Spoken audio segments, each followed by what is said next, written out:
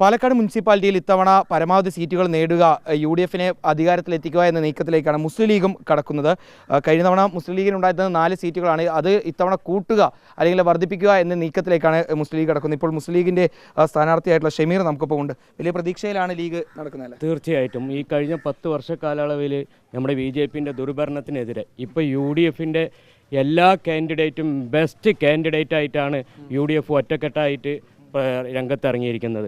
ഇപ്പോൾ ഞങ്ങളുടെ ലീഗിൻ്റെ വാർഡാണെന്നുണ്ടെങ്കിൽ 9 സ്ഥാനാർത്ഥികളിൽ ഒരാൾ മാത്രമാണ് നമ്മുടെ നിലവിലെ കൗൺസിലർ മാത്രമാണ് മത്സരിക്കുന്നത്. ബാക്കി എല്ലാവരും പുതുമുഖ സ്ഥാനാർത്ഥികളെ കൊണ്ടാണ് ഈ ലീഗ് പ്രത്യേകമായിട്ട് കാര്യങ്ങൾ വാർഡ് കമ്മിറ്റി തീരുമാനിച്ചിട്ടുള്ള സ്ഥാനാർത്ഥികളാണ്. ലീഗിനും പാലക്കാട് റിബൽ ഭീഷണി ഉണ്ടെന്നൊക്കെ പറയുന്നുണ്ടല്ലോ. ഒരു റിബലും ഇല്ല, അത് വെറുതെ നമ്മുടെ പറയുന്നതിലും മാത്രമേ ഉള്ളൂ.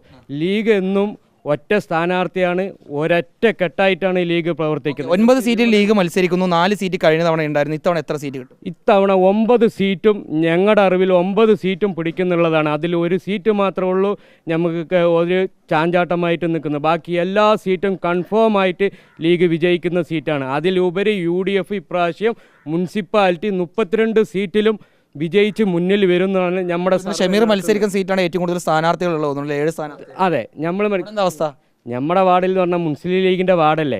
അപ്പോൾ മുസ്ലിം ലീഗിൻ്റെ വാർഡിൽ നിന്നിട്ട് ബാക്കിയുള്ളവർക്ക് ചവിട്ടി നിൽക്കാൻ മുസ്ലിം ലീഗ് ഉണ്ടാക്കി കൊടുത്ത മണ്ണിൽ ആർക്ക് വേണമെങ്കിലും എങ്ങനെ വേണമെങ്കിലും മത്സരിക്കാം. പക്ഷേ മുസ്ലിം ലീഗ് തന്നെയാണ് ഇവിടുത്തെ വിജയം. അതിനുള്ള 100% മുസ്ലിം ലീഗ് വിജയിച്ച് കഴിഞ്ഞിരിക്കുന്നു. ഇന്നലത്തെ വൈകുന്നേരത്തോടുള്ള ഞങ്ങളുടെ പ്രചരണം അവസാനിക്കുന്നതോടുകൂടി അങ്ങനെയാണെങ്കിൽ ഷമീർ ഇത്തവണ UDF അധികാരത്തിൽ വരികയാണെന്ന് വിചാരിക്കുക. അങ്ങനെയാണെങ്കിൽ മുസ്ലിം ലീഗ് പ്രധാനമായും പാലക്കാട് ജനതയ്ക്ക് വേണ്ടി ചെയ്യാൻ UDFിൽ ആവശ്യപ്പെടുന്ന ഒരു പ്രധാനപ്പെട്ട 3 കാര്യങ്ങൾ എന്തായിരിക്കും? നമ്മുടെ മെയിനായിട്ടുള്ള 3 കാര്യങ്ങൾ എല്ലാ വാർഡുകളിലേക്കും ഇപ്പം നിലവിൽ കൊടുത്തിട്ടുള്ള ആരോഗ്യ കേന്ദ്രങ്ങൾ ചില BJPയുടെ വാർഡിലും ചില വാർഡുകൾ മാത്രം ഉൾപ്പെടുത്തും. 53 വാർഡുകളിലും ആരോഗ്യ കേന്ദ്രം കൊണ്ടുവരുന്നെന്നാണ് മുസ്ലിം ലീഗിൻ്റെ അജണ്ട. പിന്നെ വിദ്യാഭ്യാസമാണ് മെയിനായിട്ടുള്ളത് നമ്മൾ വെച്ചിട്ടുള്ളത്.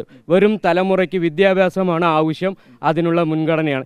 എൻ്റെ വാർഡിനെക്കുറിച്ച് പറയുകയാണെങ്കിൽ ഞാൻ ഇവിടെ ജയിച്ചു വരികയാണെങ്കിൽ എല്ലാ പോക്കറ്റുകളിലും ഡ്രെയിനേജും റോഡും വിളക്കും കൊണ്ടുവരുമെന്ന് നമ്മുടെ പ്രകടനപത്രിക 53 വാർഡിൽ പ്രകടനപത്രിക ഇറക്കിയ ഒരു വാർഡുണ്ടെങ്കിൽ അത് 31ാം വാർഡ് ചർനാകുറിച്ചി വെസ്റ്റ്. മുസ്ലിം ലീഗും ഇത്തവണ വലിയ പ്രതീക്ഷയിലാണ്. അവർ പാലക്കാട് ഈ മുനിസിപ്പാലിറ്റിയിൽ ഇത്തവണ 9 വാർഡുകളിലേക്കാണ് മത്സരിക്കുന്നത്. ആ 9 വാർഡുകളും നേടും. UDFിനൊപ്പം വലിയ മുന്നേറ്റങ്ങൾ ഉണ്ടാക്കും. പാലക്കാട് ജനതയ്ക്ക് വേണ്ടി പല ഭാവി പദ്ധതികളും അവർ തയ്യാറാക്കുന്നുണ്ട്. അതെല്ലാം നടപ്പിലാക്കാൻ തങ്ങൾക്ക് കഴിയുമെന്നൊരു വിശ്വാസത്തിലാണ് മുസ്ലിം ലീഗും ഉള്ളത്. വീഡിയോ ജേർണലിസ്റ്റ് വിനൂസിക്കൊപ്പം reporter Iqbal Arkal, in reporter, Palakkad.